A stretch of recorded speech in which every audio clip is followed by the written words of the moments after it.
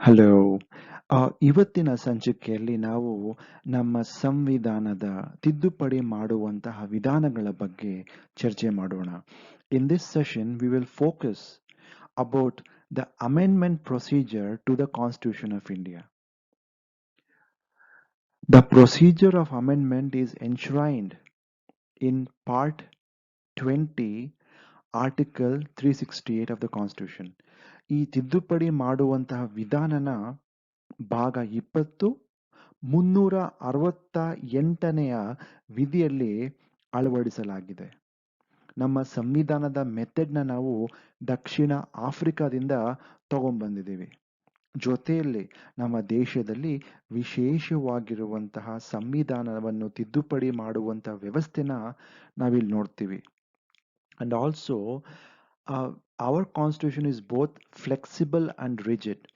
ನೆಹರೂರವ್ರು ಹೇಳ್ತಾರೆ ಸಂವಿಧಾನ ಎಕ್ಸಾಂಪಲ್ 48ನಲ್ಲಿ ಅಂತ ಕಾಣುತ್ತೆ. ಅವ್ರು ಹೇಳ್ತಾರೆ ನಮ್ಮ ಸಂವಿಧಾನ ತಿದ್ದುಪಡಿಯ ವ್ಯವಸ್ಥೆ ಸರಳವಾಗಿರಬೇಕು. ಯಾಕೆಂದ್ರೆ ಮುಂದಿನ ದಿನಗಳಲ್ಲಿ ನಾವು ಮಾಡಿದಂತಹ ಸಂವಿಧಾನ ತುಂಬಾ ಕಠಿಣವಾಗಿದ್ರೆ ಅದು ಬಹಳ ಕಷ್ಟವಾಗತ್ತೆ.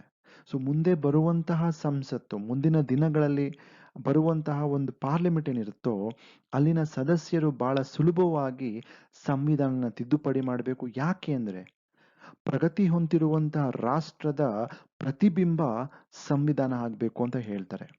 ಅಂಬೇಡ್ಕರ್ ಅವರು ಹೇಳ್ತಾರೆ ಅದೇ ಸಮಯದಲ್ಲಿ ನಮ್ಮ ಸಂವಿಧಾನ ಬಹುತೇಕವಾಗಿ ಸರಳವಾಗಿರುವಂತ ಸಂವಿಧಾನ. ಕೇವಲ ಕೆಲವು ಪ್ರಾವಿಷನ್ಸ್ನ ಬಿಟ್ರೆ, except for few provisions, most of the provisions in the constitution can be amended right in the parliament. ನಮ್ಮ ಸಂಸತ್ತಿನಲ್ಲೇ ಬಹುತೇಕವಾಗಿರುವಂತಹ ತಿದ್ದುಪಡಿಗಳನ್ನು ನಾವು ತಗೊಂಡ್ಬರ್ಬೋದು. ಸೊ ಅದಕ್ಕೋಸ್ಕರ ನಮ್ಮ ಸಂವಿಧಾನ ಆಲ್ಮೋಸ್ಟ್ ಸರಳವಾಗೇ ಇದೆ ಅಂತ ಅವರು ಹೇಳ್ತಾರೆ. ಬಟ್ ಆದರೆ ನಾವೇನು ನೋಡ್ತೀವಿ ಅಂತ ಹೇಳಿದ್ರೆ ನಮ್ಮ ಸಂವಿಧಾನ it has got both flexible as well as rigid character. ಸರಳ ಮತ್ತು ಕಠಿಣದ ತತ್ವಗಳು ಹೊಂದಿರುವಂತಹ ಸಂವಿಧಾನ ನಮ್ಮದಾಗಿರುತ್ತೆ. ಆಮೇಲೆ ತಿದ್ದುಪಡಿ ಮಾಡುವಂತಹ ಸಮಯದಲ್ಲಿ the amendment can be initiated only through the introduction of bill in ಏದರ್ house of the parliament. ಅಂದ್ರೆ ಲೋಕಸಭಾ ಅಥವಾ ರಾಜ್ಯಸಭೆಯಲ್ಲಿ ಮಸೂದೆಯನ್ನು ಮಂಡಿಸುವಂತರ ಮೂಲಕದಲ್ಲಿ ಹೊಸ ಸಂವಿಧಾನಕ್ಕೆ ಆಸ್ಪದವನ್ನು ನೀಡಲಾಗುತ್ತದೆ. It cannot originate in any other areas. ರಾಜ್ಯದಲ್ಲಿ ಅದು ಉಗಮ ಆಗ್ಲಿಕ್ಕೆ ಆಗೋದಿಲ್ಲ. ಕೇವಲ ಸಂಸತ್ತಿನ ಲೋಕಸಭಾ ಮತ್ತು ರಾಜ್ಯಸಭಾದಲ್ಲಿ ಮಾತ್ರ ಮಸೂದೆಯ ಮೂಲಕ ಅದು ಉಗಮವಾಗಬಹುದು. ಇದೊಂದು ಪ್ರೀರಿಕ್ವಿಸಿಟ್ ಕಂಡೀಷನ್ಸ್ ಅಂತ ನಾವಿಲ್ಲಿ ನೋಡ್ಬೋದು. ನಮ್ಮ ಸಂವಿಧಾನದ ಮಾಡುವಂತ ವಿಧಾನಗಳು 3 ರೀತಿಯಲ್ಲಿದೆ. There are 3 basic methods to amend the constitution of India. ಒಂದು, it is through a simple majority, ಸರಳ ಬಹುಮತದಿಂದ. ಎರಡನೇದು, it is through a special majority, ವಿಶೇಷ ಬಹುಮತದಿಂದ. ಮೂರನೇದು, it is through special majority along with ratification of at least half the state legislature. ವಿಶೇಷ ಬಹುಮತದ ಜೊತೆಯಲ್ಲಿ ಕನಿಷ್ಠ ಅರ್ಧದಷ್ಟು ರಾಜ್ಯಗಳ ಅನುಮೋದನೆ ಪಡ್ಕೊಂಡಿರಬೇಕು. ಸೊ ಈ 3 ಮೆಥಡ್ಗಳು ನಮ್ಮ ಸಂವಿಧಾನವನ್ನು ತಿದ್ದುಪಡಿ ಮಾಡುವಂತಹ ಪ್ರೊಸೀಜರ್ಸ್ ಅಥವಾ ಮೆಥಡ್ನ ಸೂಚಿಸುತ್ತೆ. ಈಗ ನಾವು ಈ 3 ಪ್ರೊಸೀಜರ್ನ ಒಂದೊಂದಾಗಿ ತಿಳ್ಕೊಳ್ಳಿಕ್ಕೆ ಪ್ರಯತ್ನ ಪಡೋಣ. ಸೊ ಈ ಸಿಂಪಲ್ ಮೆಜಾರಿಟಿ ಅಂತ ಹೇಳಿದ್ರೆ ಸರಳವಾಗಿರುವಂತಹ ಬಹುಮತದ ವಿಧಾನ. ಈ ಸರಳವಾಗಿರುವಂತಹ ಬಹುಮತದ ವಿಧಾನ it is outside the scope of article 368, 368ನೇ ವಿಧಿಯಿಂದ ಹೊರಗಡೆ ಇರುವಂಥದ್ದು. ಬಹುತೇಕವಾಗಿ ಆ ಒಂದು ಕಾರಣಕ್ಕೋಸ್ಕರನೇ ಇದನ್ನ ನಾವು ಕಟ್ಟುನಿಟ್ಟಾಗಿ ತಿದ್ದುಪಡಿ ಅಥವಾ ಅಮೆಂಡ್ಮೆಂಟ್ ಅಂತ ಕರೀಲಿಕ್ಕಾಗೋದಿಲ್ಲ. ಯಾಕಂದ್ರೆ ಅಮೆಂಡ್ಮೆಂಟ್ ಪ್ರೊಸೀಜರ್ ಲೇ ಆಗಿರುವಂಥದ್ದು ಕೇವಲ ಆರ್ಟಿಕಲ್ 368 ಅಲ್ಲಿ ಮಾತ್ರ. ಆರ್ಟಿಕಲ್ 368 ಮಾಡುವಂಥದ್ದು ವಿಧಾನ 2ನೇದು ಮತ್ತು ವಿಧಾನ 3ನೇದು. ಬಟ್ ಆದರೆ ವಿಧಾನ 1ನೇದು ಅದು 368 ಇಂದ ಹೊರಗಡೆ ಇರುವಂಥದ್ದು. ಈಗಲೇ ನಾವು ನೋಡ್ದಂಗೆ ಆ, ಸಂವಿಧಾನದ ತಿದ್ದುಪಡಿಯ ಮಸೂದೆ ಲೋಕಸಭಾ ಮತ್ತು ರಾಜ್ಯಸಭಾದಲ್ಲಿ ಮಾತ್ರ ಉಗಮವಾಗಬೇಕು. An amendment to the constitution for this particular procedure should always originate either in Lok Sabha or Rajya Sabha. But ಆದರೆ ವಿಶೇಷ ಅಂತ ಹೇಳಿದ್ರೆ ದ ಪ್ರೊಸೀಜರ್ ಏನಂತ ಹೇಳುತ್ತೆ ಅಂದರೆ the constitution can be amended by simple majority. ಈ ಒಂದು ಅಂಶನ ಗಮನಿಸಬೇಕಾಗತ್ತೆ. Simple majority of two houses of parliament. Lok Sabha ಮತ್ತು ರಾಜ್ಯಸಭಾ ಅಲ್ಲಿ ಸಿಂಪಲ್ ಮೆಜಾರಿಟಿ ಅಥವಾ ಸರಳ ಬಹುಮತದಾನದಿಂದ ಮಾತ್ರ ಈ ಒಂದು ತಿದ್ದುಪಡಿ ತಗೊಂಡ್ಬರ್ಬೋದು. ಈ ಸರಳ ಮತದಾನ ಅಂದ್ರೆ ಏನು ಅಥವಾ ಸರಳ ಬಹುಮತ ಅಂದ್ರೆ ಏನು? ಸರಳ ಬಹುಮತ ಅಂದ್ರೆ ಬಹಳ ಸಿಂಪಲ್ ಆಗಿರುವಂಥದ್ದು. ಈಗ ಫಾರ್ ಎಕ್ಸಾಂಪಲ್ ನೋಡೋಣ, ನಮ್ಮ ಲೋಕಸಭೆಯಲ್ಲಿ ಇರುವಂತಹ ಸದಸ್ಯರ ಸಂಖ್ಯೆ 543. ಮೊದಲು 545 ಇತ್ತು, ಆದರೆ 104 ತಿದ್ದುಪಡಿಯ ಪ್ರಕಾರ 2 ನಾಮಿನೇಟೆಡ್ ಮೆಂಬರ್ಸ್ನ ರಿಮೂವ್ ಮಾಡಲಾಗಿದೆ. ಸೊ ಅದಕ್ಕೋಸ್ಕರ ಇವತ್ತಿನ ಸಮಯದಲ್ಲಿ 2021 ಅಲ್ಲಿ ಲೋಕಸಭೆಯ ಸದಸ್ಯರ ಸಂಖ್ಯೆ 543. 543ನಲ್ಲಿ ನಾವು 50% ತಗೋಣ. ಅಂದ್ರೆ ಸಿಂಪಲ್ ಅಂತ ಹೇಳಿದ್ರೆ ಅರ್ಧ. So divided by 2 is equal to 272 ಬರುತ್ತೆ. 272 ಬರುತ್ತೆ. So 272 is 50%. ಇವಾಗ ಫಾರ್ ಎಕ್ಸಾಂಪಲ್ ಅವತ್ತಿನ ದಿನ ಯಾವಾಗ ಲೋಕಸಭೆಯಲ್ಲಿ ಈ ಒಂದು ಬಿಲ್ ಬಗ್ಗೆ, ಈ ಒಂದು ತಿದ್ದುಪಡಿ ಬಗ್ಗೆ ಚರ್ಚೆ ಆಗುತ್ತೋ ಆವಾಗ 543 ಜನ ಸದಸ್ಯರಿದ್ರೆ ಅವತ್ತು ಆ ಬಿಲ್ಲು ಲೋಕಸಭೆಯಿಂದ ಪಾಸ್ ಆಗಬೇಕು ಅಂದ್ರೆ ಅದಕ್ಕೆ ಕನಿಷ್ಠ ಪಕ್ಷ 272 ವೋಟ್ಗಳದಕ್ಕೆ ಸಿಗಬೇಕು. 272 ವೋಟ್ ಸಿಕ್ಕಿದ್ರೆ ಅವತ್ತು ಪಾಸ್ ಆಗೋಗುತ್ತೆ ಅಲ್ಲಿ. ಆದರೆ ಇನ್ನೊಂದು ಕಂಡೀಷನ್ ಇದೆ. ಈಗ ಫಾರ್ ಎಕ್ಸಾಂಪಲ್ 543 ಜನನೂ ಇರೋದಿಲ್ಲ ಅನ್ಕೊಳ್ಳಿ. What if there are only 500 members? 43 ಜನ ಬಂದಿರೋದಿಲ್ಲ ಅವತ್ತು ಯಾವುದೋ ಕಾರಣಕ್ಕೋಸ್ಕರ. ಕೇವಲ ಅವತ್ತಿನ ದಿನದಲ್ಲಿ ಚರ್ಚೆ ಆಗುವ ಸಮಯದಲ್ಲಿ ಕೇವಲ 500 ಜನ ಮಾತ್ರ ಬಂದಿರ್ತಾರೆ. ಅವಾಗ ಏನಾಗುತ್ತೆ? ಸಿಂಪಲ್ ಮೆಜಾರಿಟಿ ಅಂತ ಹೇಳಿದಾಗ ಅಗೇನ್ ಡಿವೈಡೆಡ್ ಬೈ 2. ಯಾಕಂದ್ರೆ ಪ್ರಸ್ತುತ ಅಧಿವೇಶನದಲ್ಲಿ ಈ 500 ಜನ ಬಂದಿರ್ತಾರೆ. These are the members who are present on that particular day. So again make it 50%, which is equal to 250. So therefore ಇಲ್ಲೊಂದು ವರ್ಡ್ ಸೇರಿಸ್ಬೇಕಿತ್ತು, ದೋಸ್ ಪ್ರೆಸೆಂಟ್ ಅಂಡ್ ವೋಟಿಂಗ್ ಅಂತ. Those present and voting, THOSE, those present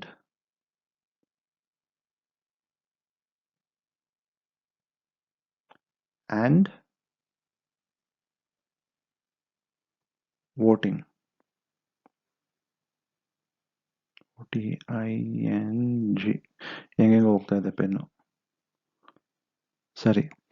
ಅಂದ್ರೆ constitution can be amended by simple majority of the two house of the parliament, those present and voting. ಅಂದ್ರೆ ಅವತ್ತಿನ ದಿನ ಎಷ್ಟು ಜನ ಬಂದಿದ್ದಾರೋ ಅದರಲ್ಲಿ 50% ಅಷ್ಟು ಸದಸ್ಯರು ವೋಟ್ ಮಾಡಬೇಕಾಗತ್ತೆ. ಸೊ ಮ್ಯಾಕ್ಸಿಮಮ್ ಸ್ಟ್ರೆಂತ್ ಎಷ್ಟಪ್ಪ ಅಂತ ಹೇಳಿದ್ರೆ 543 ಜನನು ಬಂದಿದ್ರೆ ಅವತ್ತು 50% ಜನ ಅಂತ ಹೇಳಿದ್ರೆ 272 ಸದಸ್ಯರು ವೋಟ್ ಮಾಡಿದ್ರೆ ಪಾಸ್ ಆಗುವಂಥದ್ದು. ಬಟ್ ಆದರೆ 43 ಜನ ಬಂದಿರೋದಿಲ್ಲ ಯಾವುದೋ ಕಾರಣಕ್ಕೋಸ್ಕರ, ಬರೀ 500 ಜನ ಮಾತ್ರ ಬಂದಿರ್ತಾರೆ. ಸೊ 500 ಜನ ಬಂದ್ರೆ ಅವತ್ತಿನ ದಿನದಲ್ಲಿ 50% ಆಫ್ 500 is equal to 250. ಇಷ್ಟು ಜನ ವೋಟ್ ಮಾಡಿದ್ರೆ ಸಾಕು. 250 ಜನ ವೋಟ್ ಮಾಡಿಬಿಟ್ರೆ ಆ ಒಂದು ಮಸೂದೆ ಲೋಕಸಭೆಯಲ್ಲಿ ಪಾಸ್ ಆಗೋಗುತ್ತೆ. ಈಗ ಲೋಕಸಭೆಯಲ್ಲಿ ಪಾಸ್ ಆಯ್ತಲ್ಲ, ನೆಕ್ಸ್ಟ್ ಎಲ್ಲಿ ಹೋಗುತ್ತೆ ಅದು? Next same two house of the parliament, ಅಂದ್ರೆ 2 ಹೌಸ್ ಇದೆ ನಮ್ಮಲ್ಲಿ, 2 ಸದನ ಇದೆ, ಒಂದು ಲೋಕಸಭಾ ಮತ್ತು ರಾಜ್ಯಸಭಾ. ಲೋಕಸಭೆಯಲ್ಲಿ ಪಾಸ್ ಆಗೋಯ್ತು, then it has to go to Rajya Sabha. So ರಾಜ್ಯಸಭೆಯಲ್ಲಿ ಎಷ್ಟು ಜನ ಇದ್ದಾರೆ?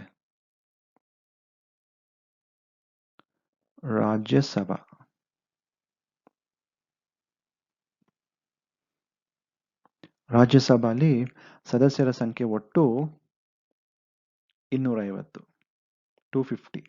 ಇದು ಸ್ಟ್ಯಾಂಡರ್ಡ್. ಇದು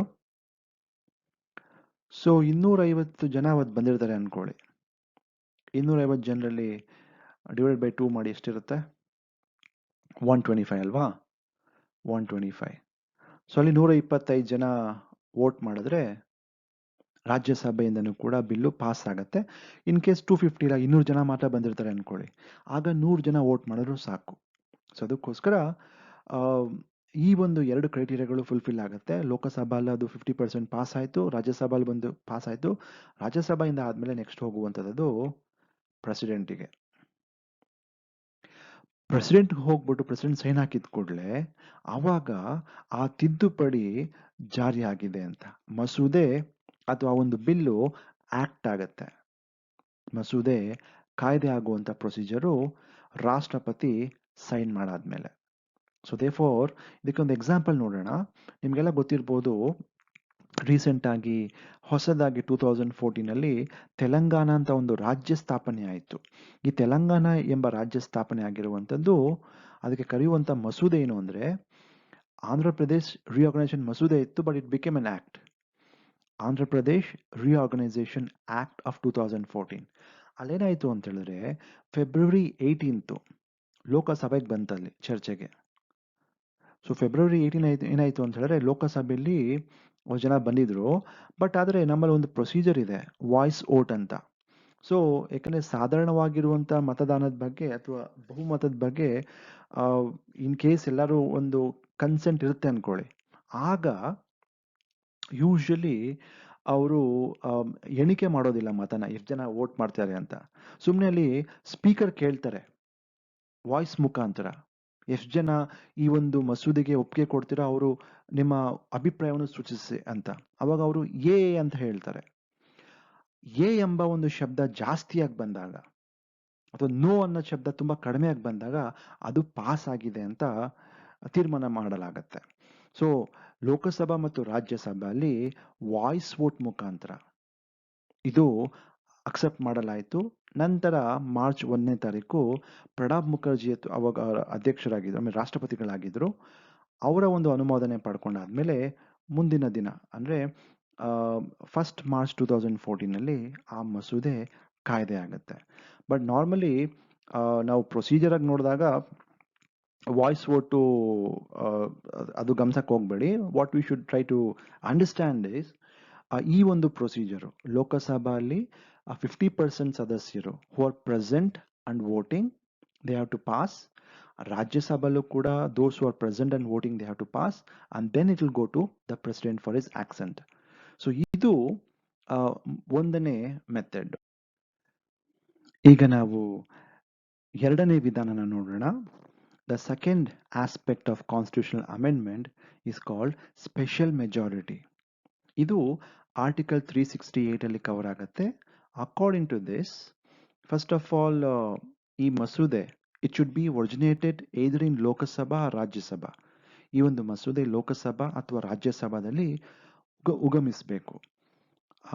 ಅದಾದಮೇಲೆ ಪ್ರೊಸೀಜರ್ ನಾವಿಲ್ಲಿ ನೋಡ್ಬೋದು. The procedure is very simple. ಇಲ್ಲಿ ನಾವು 3 ಅಂಶ ನೋಡ್ತೀವಿ. a majority of total membership of each house, a majority of 2/3 of the members of each house present and voting. 1 2 3ನೇ ಕ್ರೈಟೀರಿಯಾ. 3 ಕ್ರೈಟೀರಿಯಾ ಇರ್ತವೆ ಇಲ್ಲಿ. ಫಾರ್ ಎಕ್ಸಾಂಪಲ್ ಲೋಕಸಭಾ ತಗೊಳ್ಳೋಣ, ಆಮೇಲೆ ರಾಜ್ಯಸಭೆಗೆ ಬರೋಣ. ಲೋಕಸಭೆಯಲ್ಲಿ 543 ಜನ ಇದ್ದಾರಲ್ವಾ ಸದಸ್ಯರು, 543 ಇದ್ದಾರೆ. 543 ಮೆಜಾರಿಟಿ ನಾವು ಲಾಸ್ಟ್ ಸ್ಲೈಡಲ್ಲಿ ನೋಡಿದ್ದೀವಿ, 272 ಬರುತ್ತೆ. 50%, 272. ಸೊ ಇದು ಲೋಕಸಭಾದ ಮೆಜಾರಿಟಿ ಆಯ್ತಾ. ಬಟ್ ಆದರೆ ಇಷ್ಟು ಜನ ವೋಟ್ ಮಾಡಿದ್ರೆ ಅದು ಆಗೋದಿಲ್ಲ. ಯಾಕೆ ಅಂದರೆ ಇವ್ರು ಕೇಳ್ತಿರೋದು ಸ್ಪೆಷಲ್ ಮೆಜಾರಿಟಿಲಿ they should be 2/3 members of each house present and voting. 2 ಅಂಶನ ಗಮನಿಸಬೇಕಾಗತ್ತೆ ನಾವಿಲ್ಲಿ. ಒಂದು 3/2 ಭಾಗ ಸದಸ್ಯರು ಜೊತೆಯಲ್ಲಿ who are present and voting. ಈಗ ಫಾರ್ ಎಕ್ಸಾಂಪಲ್ ತಗೊಳ್ಳೋಣ, ಒಂದು 500 ಜನ ಬಂದಿರ್ತಾರೆ ಅನ್ಕೊಳ್ಳಿ. ಅವತ್ತು 43 ಜನ ಆಗಿರೋದಿಲ್ಲ ಬೇರೆ ಬೇರೆ ಕಾರಣದಿಂದ. ಸೊ 500 ಜನದಲ್ಲಿ ಫಾರ್ ಎಕ್ಸಾಂಪಲ್ ಕೇವಲ ಡಿವೈಡ್ ಬೈ 2 ಮಾಡಿದ್ರೆ ನಮಗೆ ಸಿಗುವಂಥದ್ದು 250 ಜನ. 250 ಮೆಂಬರ್ಸ್ ಇರ್ತಾರೆ ಅನ್ಕೊಳ್ಳಿ. ಸೊ ಕೇವಲ ಇನ್ನು 50% ಮೆಂಬರ್ಸು ಬಂದಿರೋದ್ರಲ್ಲಿ ನೋಡಿ 500 ಜನ ಬಂದಿರ್ತಾರೆ ಅವತ್ತು ಆ ಸಭೆಗೆ ತಿದ್ದುಪಡಿ ಮಾಡಬೇಕು ಅಂತ. ಆದರೆ 500 ಜನ ಅಲ್ಲಿ 50% ಮೆಂಬರ್ಸು ಎಸ್ ಅಂತ ಹೇಳ್ತಾರೆ, ವೋಟ್ ಮಾಡೋಣ ಅಂತ. ಆವಾಗ ಅದು ಲೋಕಸಭೆಯಿಂದ ಪಾಸ್ ಆಗತ್ತಾ? ಆಗೋದಿಲ್ಲ. ಯಾಕೆಂದ್ರೆ ಇಲ್ಲಿ ಕೇಳ್ತಿರುವಂಥದ್ದು ಮೆಜಾರಿಟಿ ಆಫ್ ಟೋಟಲ್ ಮೆಂಬರ್ಶಿಪ್. ಕನಿಷ್ಠ ಇಷ್ಟಿರಲೇಬೇಕಿದು. ಅಲ್ಲಿ 300 ಜನ ಬರ್ತಾರೋ, 400 ಜನ ಬರ್ತಾರೋ, ಅಥವಾ 500 ಜನ ಬರ್ತಾರೋ, ಕನಿಷ್ಠ 272 ಇಲ್ಲ ಅಂದ್ರೆ ಆ ಮಸೂದೆ ಪಾಸ್ ಆಗಕ್ಕಾಗೋದಿಲ್ಲ. ಮಿನಿಮಮ್ ಅಷ್ಟಿರಬೇಕು. ಜೊತೆಯಲ್ಲಿ majority of 2/3 for present and voting.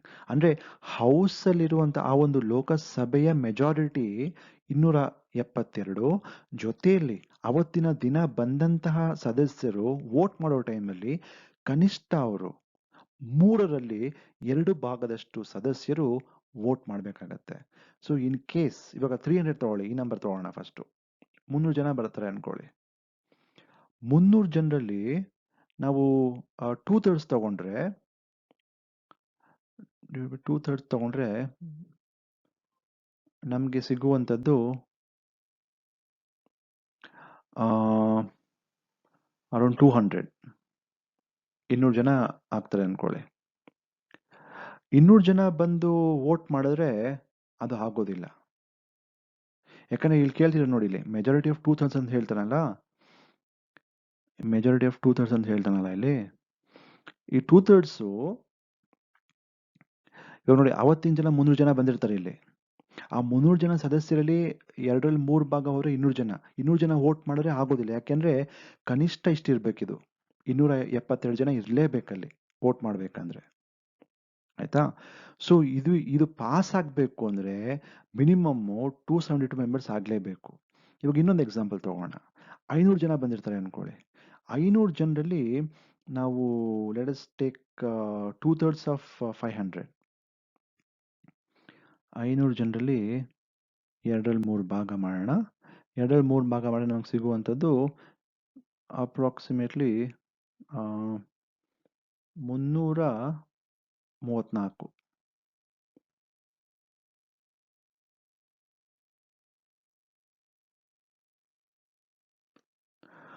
So 500 ಜನರಲ್ಲಿ ಬಂದಿರ್ತಾರೆ ಅನ್ಕೊಳ್ಳಿ. ಆವಾಗ 2/3 ಮೆಜಾರಿಟಿ 334 ಆಗತ್ತೆ.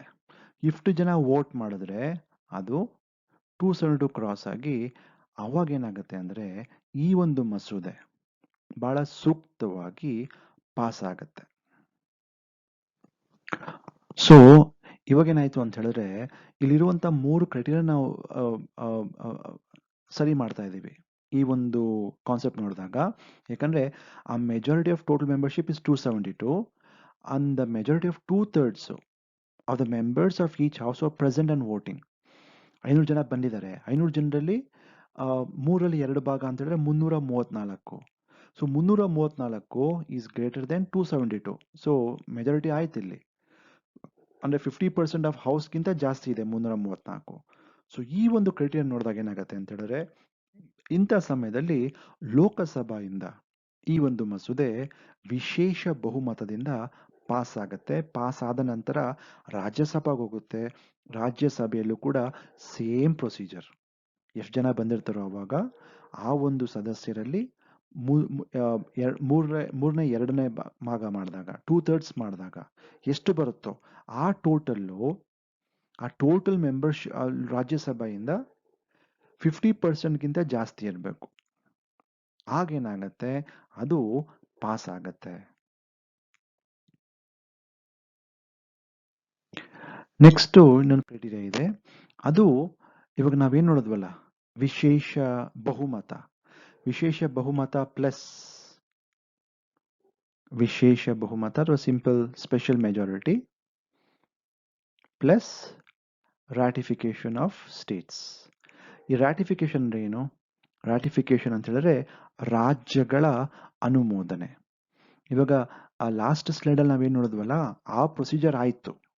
ಆ ಪ್ರೊಸೀಜರ್ ಆದಮೇಲೆ ಇನ್ನೊಂದು ಪ್ರೊಸೀಜರ್ ಬರುತ್ತೆ. ಅದೇನಪ್ಪ ಅಂದರೆ ಫಾರ್ ಎಕ್ಸಾಂಪಲ್ ಲೋಕಸಭೆಯಲ್ಲಿ ಪಾಸ್ ಆಯಿತು, ರಾಜ್ಯಸಭೆಗೆ ಬರುತ್ತೆ. ರಾಜ್ಯಸಭೆಯಲ್ಲೂ ಕೂಡ 3ರಲ್ಲಿ 2 ಭಾಗ ಸದಸ್ಯರು ಅದಕ್ಕೆ ಎಸ್ ಅಂತ ಹೇಳ್ತಾರೆ. ಅದಾದ್ಮೇಲೆ ಏನಾಗುತ್ತೆ ಅಂತ ಹೇಳಿದ್ರೆ it will come to states, ರಾಜ್ಯಗಳಿಗೆ ಬರುತ್ತೆ. ಫಾರ್ ಎಕ್ಸಾಂಪಲ್ ಇನ್ನೊಂದು ಅಂಶ ನೋಡ್ಕೊಳ್ಳಿ ಇಲ್ಲಿ, half the state has to ratify. ಎಷ್ಟು ರಾಜ್ಯಗಳು ಅನುಮೋದಿಸಬೇಕು ಅಂತ ಇಲ್ಲಿ ಸ್ಪಷ್ಟವಾಗಿ ಕೊಟ್ಬಿಟ್ಟಿದೆ. ಎಷ್ಟು ರಾಜ್ಯಗಳು ಅನುಮೋದಿಸಬೇಕು ಅಂದರೆ 50% ರಾಜ್ಯಗಳು. ಇವಾಗ ನಮ್ಮ ದೇಶದಲ್ಲಿರುವಂಥ ರಾಜ್ಯಗಳು 28, 29 ಅಲ್ಲ. ಯಾಕೆ? Y only 28? 28 ರಾಜ್ಯಗಳು, 8 ಕೇಂದ್ರ ಆಡಳಿತ ಪ್ರದೇಶ. We have 28 states and 8 union territories. ರೀಸೆಂಟಾಗಿ ಜಮ್ಮು ಅಂಡ್ ಕಾಶ್ಮೀರ್ನ ಯೂನಿಯನ್ ಟೆರಿಟರಿಯಾಗಿ ಮಾಡೋ ಕಾರಣಕ್ಕೋಸ್ಕರ we have 28 states, not 29 states. 28ರಲ್ಲಿ 50% ರಾಜ್ಯಗಳು ಅಂತ ಹೇಳಿದ್ರೆ which is equal to 14 states. ಈ 14 ರಾಜ್ಯಗಳು ಒಪ್ಪಿಗೆ ಕೊಟ್ರೆ, ಯಾಕಂದ್ರೆ ಆ ರಾಜ್ಯಗಳಿಗೆ ಬರುತ್ತೆ, ರಾಜ್ಯದಲ್ಲಿರುವಂತಹ ಶಾಸಕಾಂಗದವರು ಅನುಮತಿ ಕೊಡಬೇಕಾಗತ್ತೆ. ಅಗೇನ್ ಸಿಂಪಲ್ ಮೆಜಾರಿಟಿಯ ಮೂಲಕ, ಸರಳ ಬಹುಮತದ ಮೂಲಕ ಕನಿಷ್ಠವಾಗ್ಲೂ 14 ರಾಜ್ಯಗಳು ಅನುಮೋದನೆ ಕೊಟ್ಟಾಗ ಏನಾಗುತ್ತೆ, ಅದು ಡೈರೆಕ್ಟ್ ಆಗಿ ಪ್ರೆಸಿಡೆಂಟ್ ಹತ್ರ ಹೋಗುತ್ತೆ. ಪ್ರೆಸಿಡೆಂಟ್ ಸೈನ್ ಹಾಕಿದ ಕೂಡಲೇ ಆ ಒಂದು ಮಸೂದೆ ಕಾಯ್ದೆ ಆಗಿ ಹೊರಗಡೆ ಬರುತ್ತೆ. ಮತ್ತೊಂದ್ಸಲಿ ರಿಪೀಟ್ ಮಾಡ್ತೀನಿ, ಸಿಂಪಲ್ ಆಗಿರುತ್ತೆ, ಕೇಳಿಸ್ಕೊಳ್ಳಿ. ನಾವು ಲಾಸ್ಟ್ ಸ್ಲೈಡಲ್ಲಿ ನೋಡಿದ್ವಲ್ಲ, ಆ ಒಂದು ಅಂಶ ಅಂದರೆ ಲೋಕಸಭೆಯಲ್ಲಿ ತಗೊಳ್ಳೋಣ. ಲೋಕಸಭೆಯಲ್ಲಿ ಅದು ಪಾಸ್ ಆಗತ್ತೆ ಸ್ಪೆಷಲ್ ಮೆಜಾರಿಟಿಯ ಮೂಲಕ. ಅದಾದ್ಮೇಲೆ ಅದು ರಾಜ್ಯಸಭೆಗೆ ಬರುತ್ತೆ. ರಾಜ್ಯಸಭೆಯಲ್ಲೂ ಕೂಡ ನಾವು ಲಾಸ್ಟ್ ಸ್ಲೈಡಲ್ಲಿ ಏನು ನೋಡಿದ್ವು, 2/3 ಮೆಜಾರಿಟಿಯಿಂದ ಪಾಸ್ ಆಗಿ ಅದು ಅನುಮೋದನೆ ಆಗತ್ತೆ. ರಾಜ್ಯಸಭೆ ಲೋಕಸಭೆ ಎರಡು ಪಾಸ್ ಆಗಿದ ಕೂಡಲೇ ಅದು ಪ್ರೆಸಿಡೆಂಟ್ ಹತ್ರ ಹೋಗೋದಿಲ್ಲ, ಅದು ರಾಷ್ಟ್ರಪತಿಗೆ ಹೋಗೋಕ್ಕಿಂತ ಮುಂಚಿತವಾಗಿ ರಾಜ್ಯಗಳಿಗೆ ಬರುತ್ತೆ. ಎಲ್ಲ 28 ರಾಜ್ಯಗಳಿಗೆ ತಿರುಗಾಡ್ಕೊಂಡ್ ಬರುತ್ತೆ ಅದು. ಆದರೆ ರೂಲ್ಸ್ ಏನಂತ ಹೇಳುತ್ತೆ ಅಂದರೆ 368 ಆರ್ಟಿಕಲ್ ಹೇಳುವಂಥದ್ದು, ಕನಿಷ್ಠ 50% ರಾಜ್ಯಗಳು ಒಪ್ಕೋಬೇಕು. ಅಂದರೆ ನಮ್ಮಲ್ಲಿರುವಂಥ ರಾಜ್ಯಗಳು 28 ರಾಜ್ಯ. 28 ರಾಜ್ಯಗಳಲ್ಲಿ 14 ರಾಜ್ಯಗಳು ಒಪ್ಪಿಗೆ ಕೊಟ್ಬಿಟ್ರೆ, 15ನೇ ರಾಜ್ಯ 16ನೇ ಜನ ಅವು ಒಪ್ಕೊಳ್ದಿದ್ರು ಪರವಾಗಿಲ್ಲ, ಇನ್ನೊಂದು 10 ರಾಜ್ಯಗಳು ಒಪ್ಕೊಳ್ದಿದ್ರು ಪರವಾಗಿಲ್ಲ, ಕನಿಷ್ಠ 14 ರಾಜ್ಯ ಈ ಲೋಕಸಭಾ ಮತ್ತು ರಾಜ್ಯಸಭೆಯಿಂದ ಬಂತಲ್ಲ ಈ ಮಸೂದೆ, ಅದಕ್ಕೆ ಸ್ವೀಕಾರ ಮಾಡಿದ್ರೆ ಎಸ್ ಅಂತ, ಅವಾಗ ಏನಾಗುತ್ತೆ, ಅದು ಡೈರೆಕ್ಟ್ ಆಗಿ ರಾಷ್ಟ್ರಪತಿ ಹತ್ರ ಹೋಗುತ್ತೆ. ರಾಷ್ಟ್ರಪತಿ ಅದಕ್ಕೆ ಸೈನ್ ಹಾಕ್ತಾರೆ. ಸೈನ್ ಹಾಕಿದ ಕೂಡಲೇ ನಂತರದಲ್ಲಿ ಅದು ಹೊಸದಾಗಿರುವಂಥ ತಿದ್ದುಪಡಿಯಾಗಿ ಹೊರಗಡೆ ಬರುತ್ತೆ. ವೆರಿ ಕ್ಲಾಸಿಕಲ್ ಎಕ್ಸಾಂಪಲ್ ನಮ್ಮ GST ಆಯ್ತಲ್ಲ, GST ಆಗಿರುವಂಥದ್ದು ಇದೇ ರೀತಿಯಲ್ಲಿ. ಆಮೇಲೆ ನಮ್ಮ ರಾಷ್ಟ್ರಪತಿಯ ಚುನಾವಣೆಗೆ ಸಂಬಂಧಪಟ್ಟಂತೆ ಅದು ಇದೇ ರೀತಿಯಾಗಿರುವಂತಹ ಪ್ರೊಸೀಜರು.